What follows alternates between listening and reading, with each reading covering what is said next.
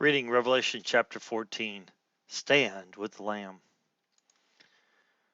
Then I looked, and there on Mount Zion stood the Lamb, and with him were 144,000 who had his name and the name of his Father written in their foreheads. I heard a sound like that from heaven, like the sound of cascading water, and like the rumbling of loud thunder. And the sound I heard also like the harpists playing on harps. And they sang a new song before the throne and before the four living creatures and the elders. But no one was able to learn the song except for the 144,000 who had been redeemed from the earth. These are the ones that were not defiled with women, for they have kept their virginity. These are the ones who follow the Lamb wherever he goes, for they were redeemed from the human race as the first fruits of God and to the Lamb. No lie was found in their mouths, and they are blameless. Then I saw another angel flying overhead, having the eternal gospel to announce to the inhabitants of the earth and to every nation, tribe, language, and people. And he spoke with a loud voice, "Fear God and give him glory, because the hour of his judgment has come.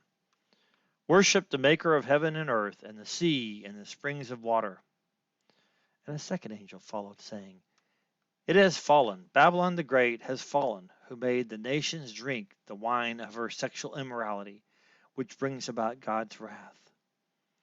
And a third angel followed them and spoke with a loud voice, "If anyone worships the beast in his image and receives the mark on his forehead or his hand, he will also drink the wine of God's wrath, which is mixed in full strength in the cup of his anger. And he will be tormented with fire and sulfur in the sight of the holy angels and in the sight of the Lamb, and the smoke of their torment will go up forever and ever. There is no rest, day or night, for those who worship the beast in its image, or anyone who receives the mark on his name.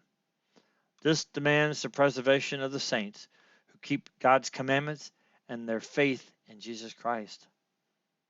Then I heard a voice from heaven saying, "Write, the dead who die in the Lord from now on are blessed. Yes," says the Spirit, "let them rest from their labors, for their works follow them." Then I looked, and there was a white cloud, and one like the Son of Man was seated on the cloud, with a gold crown upon his head and a sharp sickle in his hand.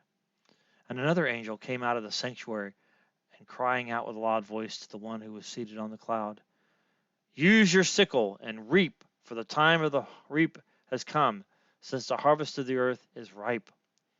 So the one who was seated on the cloud swung his sickle over the earth, and the earth was harvested.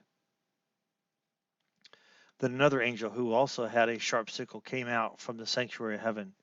And yet another angel who had authority over the fire came from the altar, and he called out to the one with a loud voice, to the one who had the sharp sickle, "Use your sharp sickle and gather the clusters of the vine from the earth and the vineyard, because the grapes have ripened."